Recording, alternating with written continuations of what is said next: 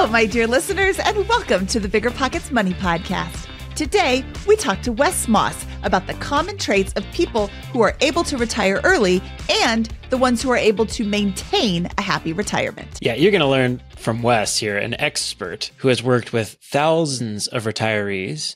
And in addition to his game plan for getting to retirement, we're also going to get a deep dive on maybe the more important work that he's done in the research that he's conducted onto what makes retirees happy and unhappy. So lots to think about there. This is a great show.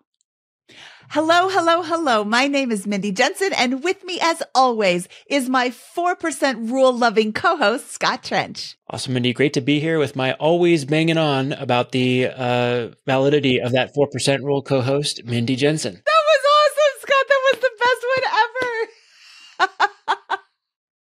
Always banging on. I love it. Oh, Scott, you're so good.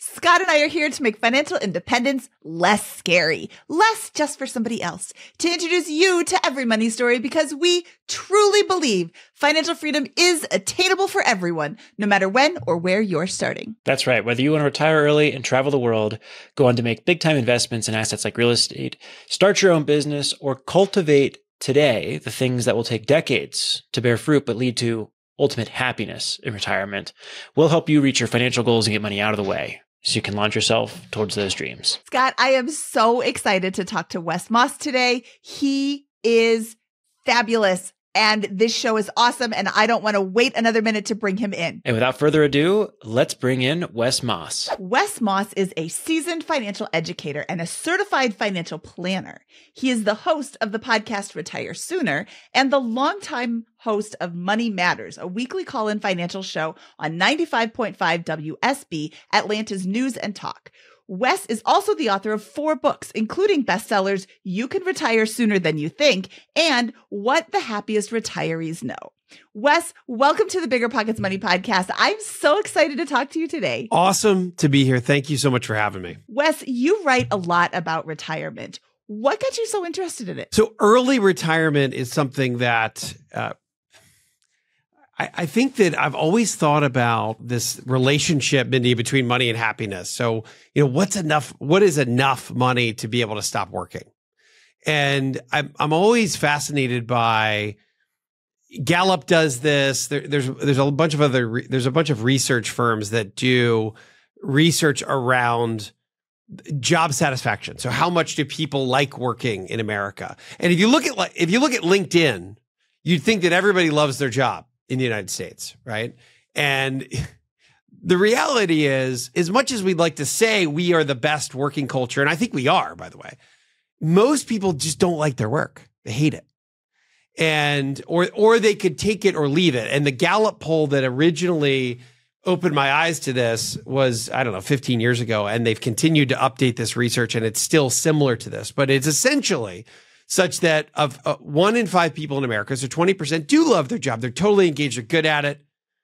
And then 3 in 5, Mindy, are they don't hate work, but they don't love it either. They're just take it or leave it. It's okay.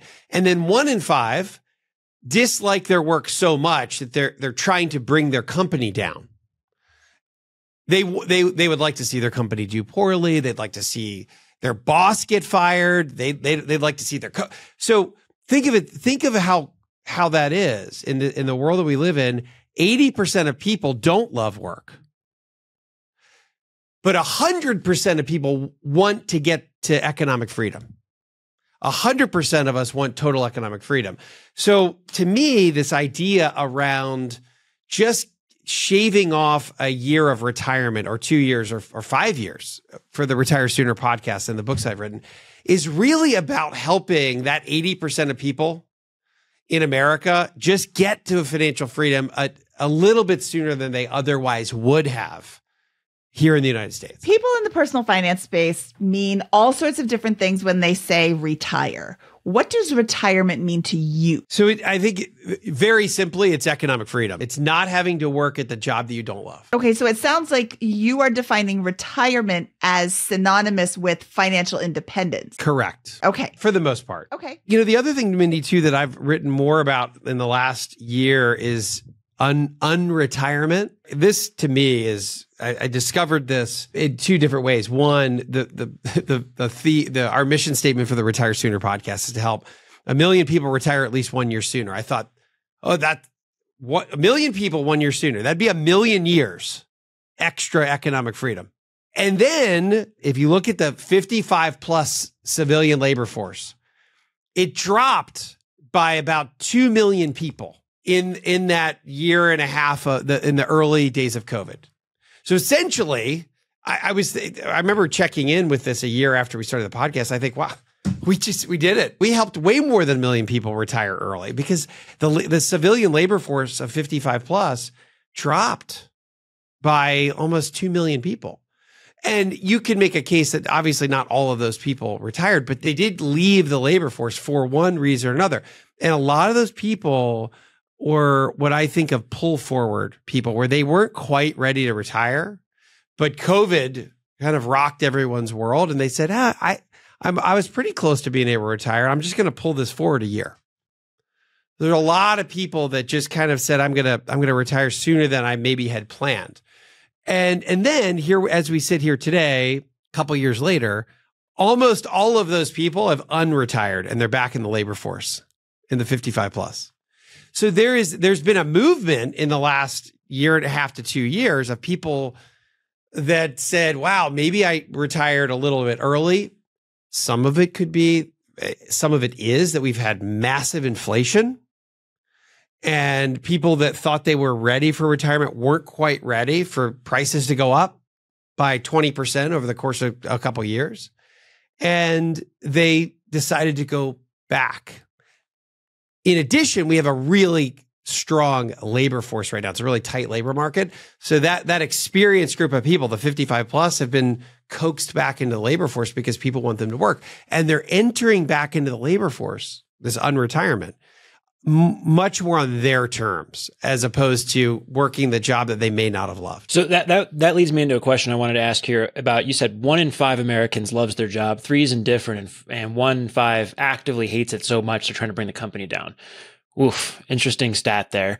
There's an interplay with this. You keep using the word economic freedom, and the way you've used it implies your belief that it is just a broad 100% universal wish for Americans.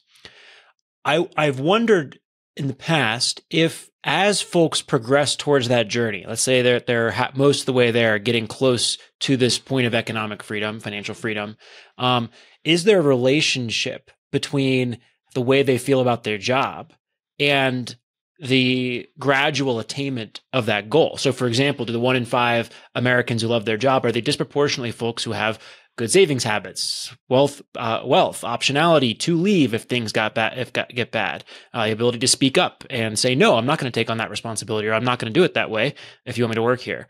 Is that relationship correlated in your mind? Yeah. So say that again. So correlated in that there's a group that they do love what they're doing. They do have good savings habits, and they're not trying to run from work. Is that what you're? Is the fact that I hate my job, if I'm one of the Americans who hates my job, is that directly related to the fact that I'm totally dependent on my job? And is the fact that I love my job likely to be related to the fact that I don't really need, I like it, but I don't need it to sustain my lifestyle? Yeah, I think that's a smart question. I think that to some extent, and again, I see this not just through these Gallup polls, but just in the real world. It's hard for people to land in a spot that gives them both, which is this career they really feel like they're contributing to the world, and they're being paid well to do it. It's kind of a hard thing. I wish we could all do that, right? And when you get out of college, your graduation speaker kind of tells you that you can do that. It's like, go out, save the world, and you're going to follow your passion, and the money's going to come. Like, that's A, it does happen for a fair amount of people, and B, we want it to happen for everybody. But it's just, the reality is that's hard to land. And then you end up with having people that they get into a career. America's expensive. The career's kind of paying for everything they're paying for life. And then they get a little bit trapped into it, and it's hard to jump out of it. So I think it's a really good aspiration. A fair amount of people can do it. 20, maybe 30% of Americans find that perfect balance between I really do love this and I'm making money, but it's just not as easy as we'd like it to be. And maybe, guys, it's because this economy evolves so quickly. The Army of American Productivity is great, but it also can quickly leave people behind. That was going to be another question I would have here is, we talk a lot about financial freedom. I love the term economic freedom. That same thing here. Whenever BiggerPockets content or financial independence, retire early content seems to get outside of the bubble of the financial independence community, it's immediately shot down by a horde, it seems, of naysayers who say how ridiculous it is, how unattainable it is, how it can never get started, how the folks that are pursuing financial independence can't seem to relate to normal people who would never be able to possibly get ahead. You've said 100% of Americans would take economic freedom, and I believe you, but I don't think 100% of Americans believe it is attainable or realistic in any sense. What's your take on that problem set? It's Susie Orman's fault. And here's why I say that. Because Susie Orman says that you need at least $5 million to retire, and you need to work till you're at least 70. Very few people can even conceive saving $5 million in after-tax money, number one. Number two, not all Americans want to work till they're 70, unless you're in that group that really loves work. And again, I wish we were all there, but not. We know that not everybody's there. A lot of people, a half, 2/3. I don't know what the exact number is. I don't know if Gallup's totally right on that, but I know, and I can just think about the client base I've worked with over so many years. Most people, by the time they're ready to stop working, it's pretty rare that people are like, oh, I really love it. The other thing is that you get even someone that does love their job after 30 years of it. They're like, I've done this for 30 some years. Like, I want to do something else. So that's the first step. And I'm joking about Susie, obviously, but the financial, whether it's Wall Street, whether it's someone like a financial pundit that says you need X amount, it makes it seem totally unattainable, right? To most people say, look, just get to $5 million. Okay. Talk to a 30-year-old about, is that really going to work? And see how, and after a year, come back and say, are you on path to save $5 million? Not many people are able to do that. So here's my answer to that is that the world propagates numbers that I think do seem pretty unrealistic. Then I publish a book 10, 11 years ago, You Can Retire Sooner Than You Think. And the median, not mean, but the median number to jump from the unhappy to the happy retiree camp was $500,000. So wait a minute, that's attainable. Now, it's only one of a couple financial things you need to do, but think of it this way: $500,000, pay off the mortgage, multiple streams of income, and you can live in America. And even to this day, now it's been 11 years, you can still make that work if you don't have a mortgage and you live. I see people do it every day. I've got clients I've worked with many families over the years that spend their monthly amount of spending is really low, and they can, to some extent, live on that because they have a really good Social Security payment, and they may have a little bit of a pension, and they're married, so they have 2 Social Security payments. Now, I will say those numbers have gone up. If you were to adjust that, guys, today for inflation, that median number looks more like $700,000 in liquid retirement savings, not net worth, liquid retirement savings, and about $1.25 million for the average of that group. Those are still big numbers, but they're also not, I think, inconceivable as if you give yourself 20, 30, 40 years to do it. Awesome. So $1.25 million includes the paid off house, right? It does. That's a big part of it. Yep. Because I was setting up for a question around what is enough, because that was a word used really illuminatingly in the very early part of this interview. And is that your definition of enough for the median American who's looking for a comfortable retirement here? And do you think that most people would agree with that definition of enough? And it's tight, no question about it. But If 10 or 11 years ago, you had $500,000 and you had a balanced 60-40 S&P 500 and bond portfolio, which it's been a terrible couple of years for bonds. But that 500 using the 4% rule, so taking out 4% plus inflation every year, would be over $800,000 today. So that worked over the last decade, even with the crazy inflation that we've had. And let me do some quick math on that. Imagine you have that $1.25 million. Some people say that's too low. Some say I can't even get there. That's crazy high. At 4.5%, and I know there's a debate around the 4% rule. I think Dave Ramsey came out the other day and said 8% is cool. You make 12, inflation's 4, you live on 8. There were a lot of YouTube responses to that I think Mindy just summed up succinctly, the tone of many of those responses there. I am going to throw out there, if you have not yet read through the original Bill Bengen article in the Journal of whatever from 1994, I have a copy of that article. Email me, Mindy@BiggerPockets.com. I will send it to you. It is fascinating. You can do 4%. 8%, don't bet on it. And Mindy, I'll offer this up too. Bengen had not updated his study for like 30 years, or it'd been like 25 years. And we had our team we totally recreated it. And the 4% rule absolutely works. So I actually think of it as the 4% plus rule, because it makes it so that, it's a dynamic rule of thumb to follow. And it's really more like 4 to 4.5%. And that's a range that you always want to come back to. Anyway, I don't know of a more important number in all of financial planning, because it solves for all the things it solves for not running out of money. That's like kind of important. It's the number one thing. I keep saying number one. It's a super important thing. It's a fear. It harkens to your allocation. It says you need at least 50% in equities, because that's where you get your inflation protection. So it also solves for that. And then it solves for inflation. It raises what the dollar amount you're withdrawing every single year for whatever inflation is. So it checks all those super important boxes. Yet we have an industry that is totally at war over the number. Wade Fowl says you can only do like 2.5%. Dave Ramsey says you can do 8%. No wonder everybody's so confused.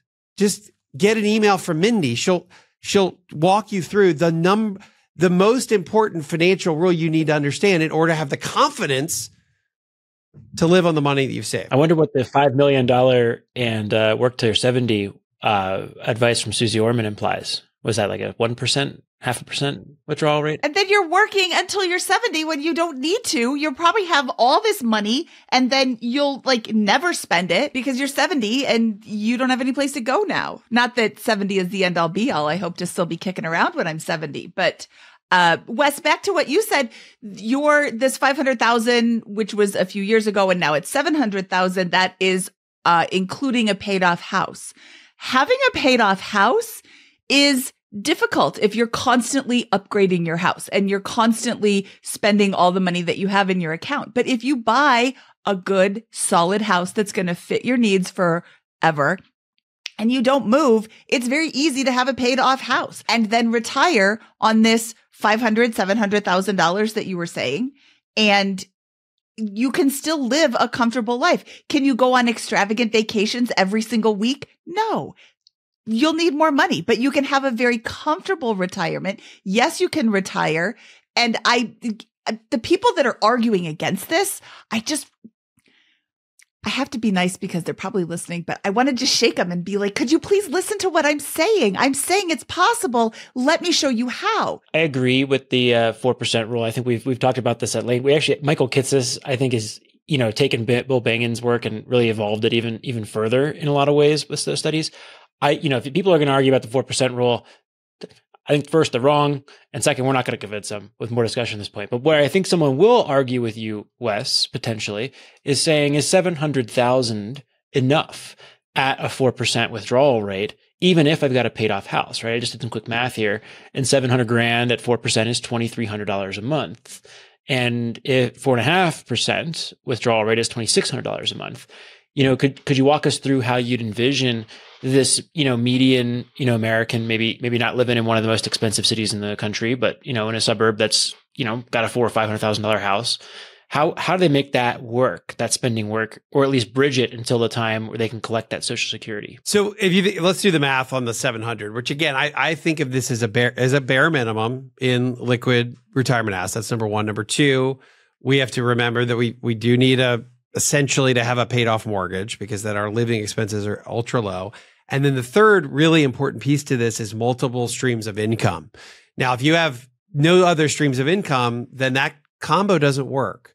So think of it this way: 700,000 at 4.25 is about 30 grand a year, right? Doesn't sound like a ton, but it's 30,000 plus whatever inflation is over time. That's one. Two, Social Security, one, husband, Social Security, two, wife. Now you're talking about 3,000 a month for one, 2,000 a month for the other. That's 36,000 a year. Then it's 24,000 a year. That's $60,000. So this is the other thing that gets a bad rap. Now, you could also say those Social Security numbers sound a little bit high. I see Social Security numbers like this all the time for people that have had decent, pretty good wages over time. Put those two together, and now you've got 30,000 and 60,000, and that's without even a pension. Imagine you work for a utility company for 20 years or 15 years. Then you could maybe have and I see people that have $1,500 a month. I worked for a little while with a utility company. It wasn't a lot, but I get $1,500 a month. 30,000 from your savings, 60,000 from Social Security 1 and Social Security 2. That's 90 a year. To Mindy's point, you're not, or to your point, Scott, you're not maybe living extravagantly, but if you don't, so you've got your 700 that plus your social that leads to 90,000, you're going to be at a super low tax bracket by the time you get to retirement, extraordinarily low tax bracket. And with very minimal housing costs, if the mortgage is paid for, then that's enough to live even in America.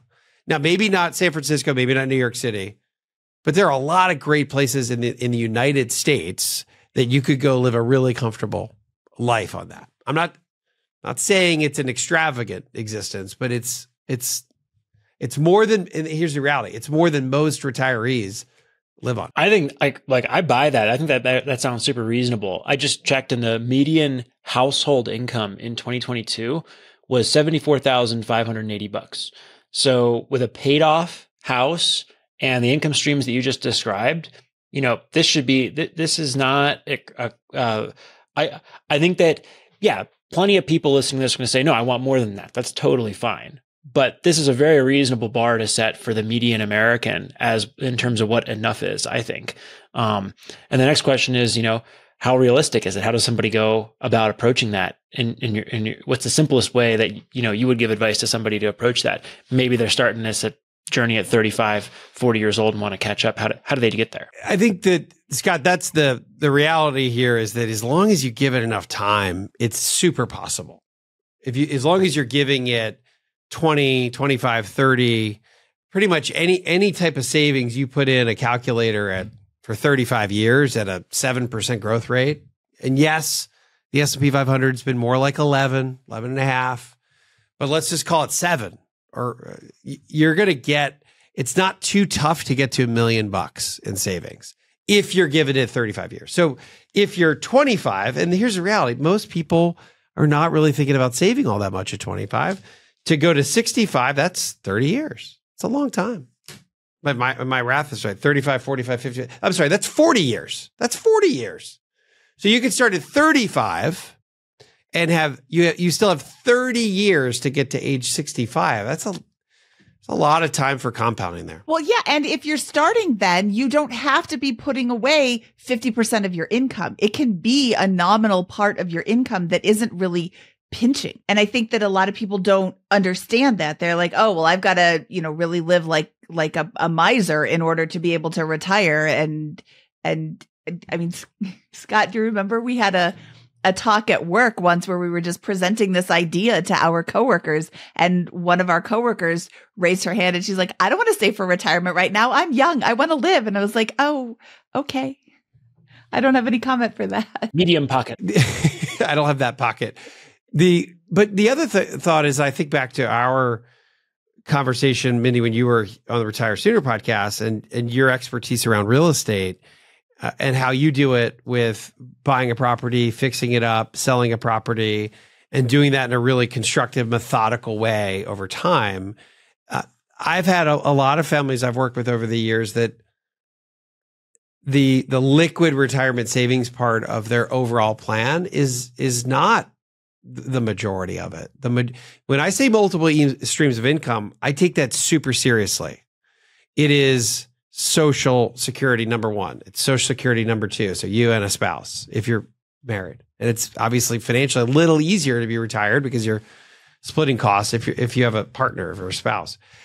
But then it's not just that. Pensions are still a real thing. There's not a lot of 25-year-olds that are going to have them when they're 60, but they're not dying. They're not extinct. They're very real. Number one. Number two, a little bit of real estate income can go a really long way. I'm not saying you need to be a land baron and have every green house on the monopoly board, but one rental property, two rental properties, cash flowing $1,000, $2,000 a month. I mean, we're not talking about, the Empire State Building here, but when I say multiple streams of income, that is another one that can obviously be extraordinarily powerful. I love it. I think that's the key is these additional streams of income. And if you can, we don't talk very much about Social Security and pensions here on BiggerPockets Money because most, I think, of the folks listening are really thinking about how to achieve this goal early. And, Social Security is kind of that thing that, it seems very distant to me sitting here at age 33 as an income stream.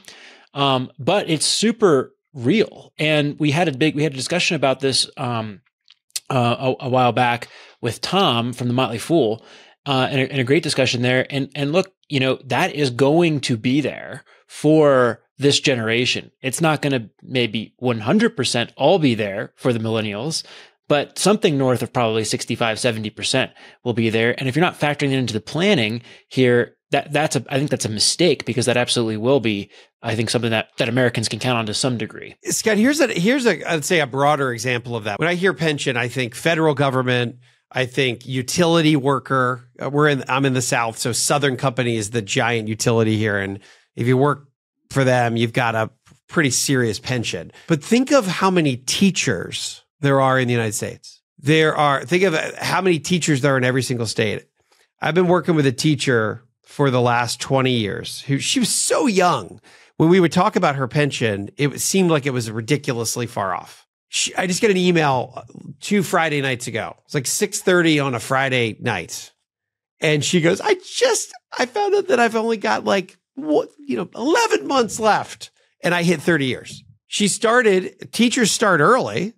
She started when she was like 24, 34, 44, 54 years old. You do 30 years in Georgia, and I've looked at a lot of other states. Texas is almost exactly the same. You get 60% of your highest 3-year salary for the rest of your life. Add Social Security to that. Add another Social Security to that. Add a paid off house. Pretty much game over. And you too can be on a private island like Susie Orman. And this is coming from the book, You Can Retire Sooner Than You Think. It isn't coming from the book, You Can Retire and do round trip cruises, luxury cruises around the world every single day for the rest of your life. Think about having a basic retirement and then, okay, I've cemented that. What do we call that? Coast-fi. Now I know that I can have a great basic retirement. I don't want a basic retirement. I think I want a little bit more. Okay, then save a little bit more. Bump that number up a little bit more. Read my 4% rule article. Mindy at BiggerPockets.com. I will send it to you. And just keep going up until you have the level of retirement that you want. Wes, you've done a great job walking us through kind of the basics around enough and how people feel about retiring and moving toward economic freedom. But I think a huge body of your work has to deal with this concept of happy retirement. And so can you define happy versus unhappy retirement and what you've uncovered or thought through as it relates to that, whether it's philosophical or practical? Yeah, I think that, and I've done this through a couple different means, guys. I've done this through research which has really kind of informed some of these areas that are, let's say, not exactly money-based. I did a survey. I did my first research study back in, call it 2013, around this, and asked financial questions and lifestyle questions. But then to separate the happy versus unhappy group, really, I took the top 2 quintiles. So I had 5 quintiles of scoring, if you will, and took quintile 4 and 5, the happiest group, the quintile 1 and 2 throughout the middle, and then compared those 2 groups. So some of this is just through survey data.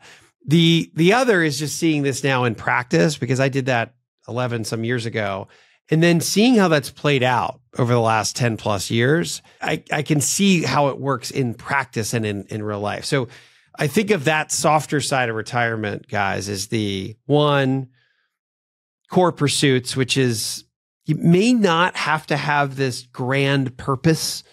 I got an email from a listener that said, Wes, I feel like when you talk about core pursuits, you're putting too much pressure on me. Like, you're saying these need to be your life passions. And he said, my only life passion is my family and my wife. And then he listed all these things he likes to do, like plays guitar every week. He goes to SEC football games every weekend in the fall. He has a band. He plays pickleball and tennis. He runs. I was like, dude, you got a million core pursuits.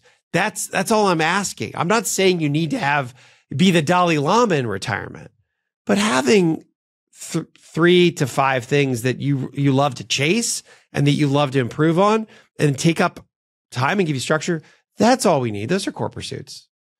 So that's a big part of the retirement happiness quotient, is to have 3.6 core pursuits. Unhappy retirees have 1.9, so less than 2, close to 4. That to me is the first one. And then socialization, and then family. Those are the 3 really big pieces of and health, I get, which is kind of goes without saying. But that's the softer side of retirement. That is really insightful data here. What does socialization mean for what you were talking about as a second point there? How does one set themselves up for success in early or traditional retirement? One organized social group, at least. So what is it? How do you actually, what's the rubber meet the road there? Or where does the rubber meet the road? You got to have one organized social group or more. And my only definition for that is that it meets once a month, right? Regularly. That's it. And that's not, if somebody doesn't have an organized social group, then that I think is a pretty attainable goal, and it sets the foundation for your socialization. Now, of course, you can do way more than that. And I'm sure your listeners are like, well, I have church and Bible study, and I've got a running group and a tennis team and my golf buddies. Like, for some people, that's no big deal. And for some people, it's like, well, what do you mean? Like, how do I do this socialization thing? All I did was work. And a lot of entrepreneurs are like this. Like, oh, I made all this money. All I did was really work, though. How do I have friends outside of work? And work friends are cool too, and they're fine, but they're not there forever unless we work forever. So that is one very practical thing that I think I've seen people do. That absolutely works to give you a social foundation. This is all in your book, What the Happiest Retirees Know? I believe so, guys, but I get it confused on which book is in what. I don't even know. Okay, so you got to buy all the books, all the books in order to get. No. It's this book. I love it. I think this is super fascinating here, and I wonder how many of these patterns are set not in the years leading up to retirement, but all of your adult life heading up into that point. Is that right? I think of the word, I didn't use this in these books, but as I write new things about this, is that I probably missed the word cultivation. It's such a key. We all know that, like, again, we just talked about retirement. You've got to have a really long way to make it, to get to the 700, to get to $1.25 million, to get to whatever it is. You got to have 20, 30, 40 years minimum for most people.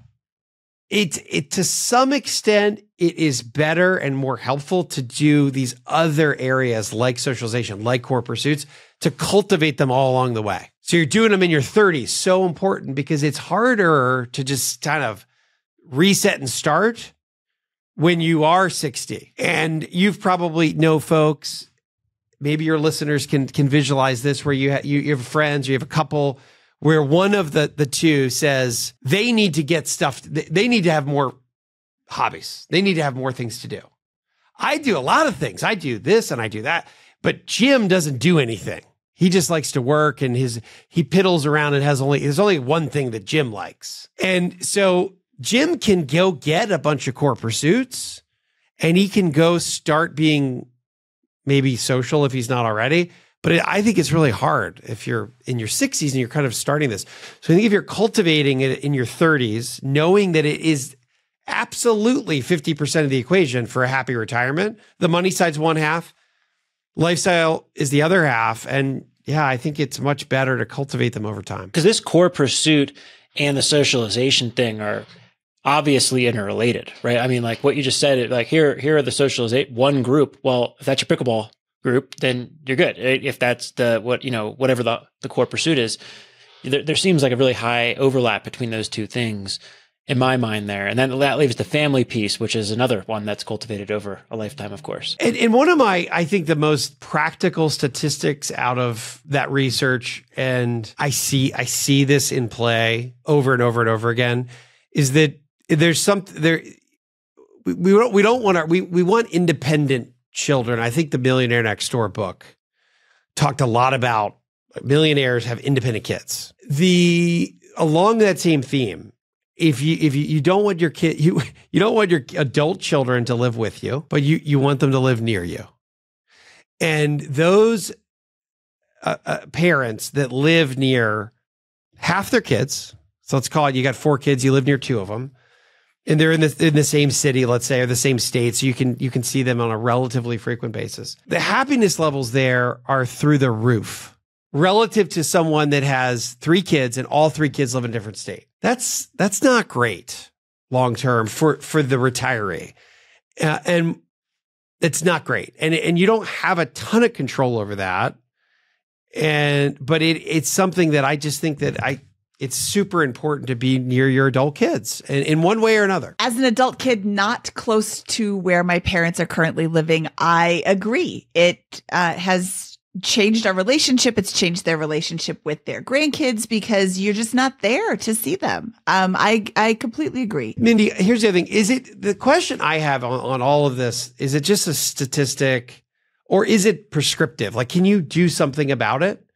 And the answer is on this is one of the harder ones to do something about it, but it's not impossible. And I've seen families that are, and I think about our family. I've got 4, I'm one of 4 siblings, and one of my siblings, just by work and school, he was pulled from the East Coast to the West. And once you go to California, you get like sucked in, and it's really hard to leave because you can surf and you can snowboard all in the same day if you really wanted to. And if you married somebody from there, their family's from there, and guess what? You ain't leaving. So it's not the parents' fault that the kids just scattered all over the country, but I've seen very often a family in their 60s or 70s make the conscious decision to say, gosh, I thought we were going to like Florida, but I have 3 kids and 6 grandkids and they're in Georgia, and I'm going back to Georgia because that is home for me, and it's home because my kids are still there and my grandkids are there, and that's something you can do. You can do something about it. You can move. Yeah, it's got to be a conscious decision, and it has to be something that everybody's on board with. And if you can't be by all of your kids, maybe 3 of them are in a certain location or close enough that you could be by most of them. But yeah, it was not meant to be for me and my family, and that's just the way it happens. And you can pick your favorite. Exactly. Yes. Pick your favorite kid. That always works out well.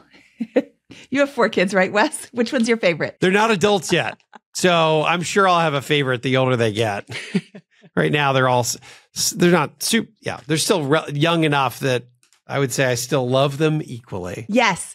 I love my girls equally as well. Scott only has one, so he can have a favorite right now. Yeah, I got a lot of work to do in pursuit of retirement here, and getting first those kids and then those grandkids, and then Your baby's one. You can't have grandkids for a while. got a lot of cultivation to do. Okay, Wes, this has been so much fun. I really appreciate your time. Do you have any final thoughts for our listeners? I would just say that the theme today, and I know that this is a theme for you guys, but it's this attainability that it's not impossible to get to, whether it's financial freedom or economic. I don't know why I call it economic freedom, but to me, that's the term that resonates. And all of it's hard, and it takes a long time. And if you look at the wealth statistics in America, you could just they're pretty dour. You can easily, if you just scary retirement statistics, and it's 60% of people have have 1 year of retirement savings. So you hear a lot of scary statistics. And I think it knocks people down before they get started. Very often, I can't even win at this game, so I'm not even going to start the race. And I think the work that you are doing and we're trying to do as educators is we're trying to make it more attainable for more people. It'll never be for everybody, but if we can take it from only 5% of people can really do this to 25% of people that can do this, I think that's a good thing for the world. Wes, I'm sorry. I know we just asked for a rapid question, but I do have one more here. You mentioned that there was the cultivation of core pursuits, the socialization, the family. Did wealth, the number, end up anywhere on the list, and how far down was it? Yeah. Okay. So the answer was yes, but then it plateaued. It absolutely was. There was absolutely more happiness per whether it was income, whether it was savings, liquid retirement savings. Happiness levels rose, the more income rose, and the more overall liquid savings rose. However, at a certain point, there was diminishing marginal happiness per new dollars. That's a fascinating topic, and that's what I found in my research. However, there's research out of Wharton that says that's not true. And happiness levels just keep going up and up and up and up and up and up the more money we have. It sounds like it's going to be like it's the new 4% rule. Nobody will argue it forever. There's no perfect answer. I just think that it's really just about getting to a foundational number. And then beyond that, it doesn't really increase your happiness. More money, more happiness. I guess we'll be having to do more BiggerPockets money here for a long time then if that research proves out. Well, and that's why I want to clarify this too. To me, those happy versus unhappy, that inflection point, that's that median of 700,000. And I think happiness may not be the perfect word for that. It may just be, I've got enough financial foundation to not be, I can make things work forever. I think that's an inflection point. Awesome. Wes, where can people find out more about you and read these books and get access to some of the data and the research that you've uncovered in your awesome career here? So just retiresoonerteam.com. Retire Sooner Team. Thank you so much. Really appreciate it. Really enjoyed the discussion. And thanks for all the work you do. Yeah, thank you guys. Really, it's so fun to be on a podcast. Thank you guys. Thank you, Wes. This was super, super fun. I always love talking to you, and we will talk to you soon. Thanks, Mindy. Holy cat, Scott. That was Wes Moss, and that was a fantastic episode. I loved hearing from him. I loved hearing the tips for what makes somebody happy. Absolutely agree 100%. To sum it up, you need to have something to do in retirement. And if you don't, you are going to have a very miserable and rather short retirement because, can I be very blunt, Scott? You're going to die. Right you are, Mindy. Yeah, on that particularly dark note, here's some things that I that I took away from it though, right? Is, we've talked extensively about the game plan to get there. I love his definition of enough, right? I mean, every retirement and every journey to financial freedom begins with defining the goalposts and setting achievable goals and getting them, knocking those out and not having them move and become more and more and more and more and more over time. And I thought his definition of enough was very carefully constructed, very thoughtful, and very powerful. Now, an early retiree, someone in their 30s, 40s, or maybe early 50s, probably going to need to be a little bit bump those numbers up a little bit because Social Security is so far away that they're going to need other income streams and will probably be uncomfortable with a diminishing net worth along that journey to traditional retirement age. But the principles are really helpful there. And I like I mentioned earlier, I got even more out of the what makes you happy in retirement discussion than I did out of the game plan piece. And lots to think about there in terms of cultivating.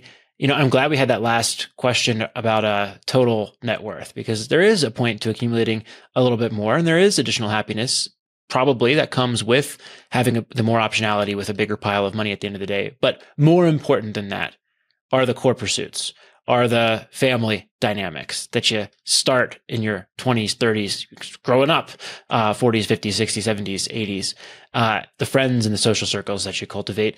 And, that threw some light on the fact that I'm glad I played more video games rather than going outside growing up, because that is a lifetime hobby. And rugby, while I loved it very much, is probably not something I'm able to do in retirement, whether early or traditional. So, what about you, Mindy? What did you learn from today's conversation? Well, I'm definitely not going to be playing rugby when I'm 70. But if you do, Scott, you should play a 70 and up rugby league. I bet there's other ruggers out there that are wanting to play, but there's sevens rugby, so 70s. I think they like that. Yeah. There you go. I could not agree more with his core pursuits. Yes, you need something to do in your retirement. And I have seen this. I like that he says core pursuits. I have seen this in Carl's early retirement, where he is pursuing everything.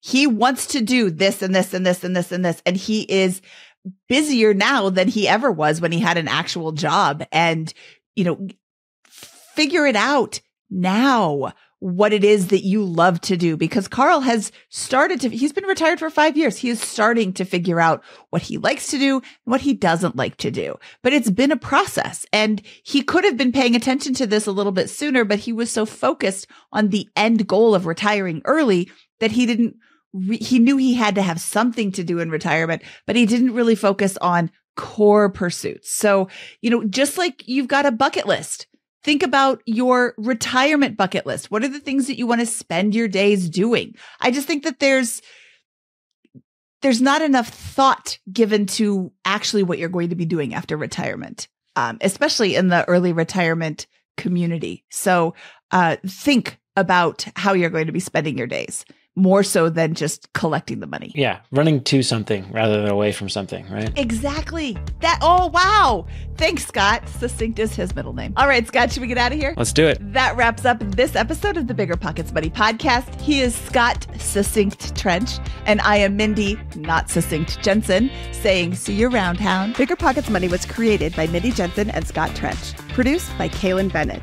Editing by Exodus Media. Copywriting by Nate Weintraub. Lastly, a big thank you to the BiggerPockets team for making this show possible.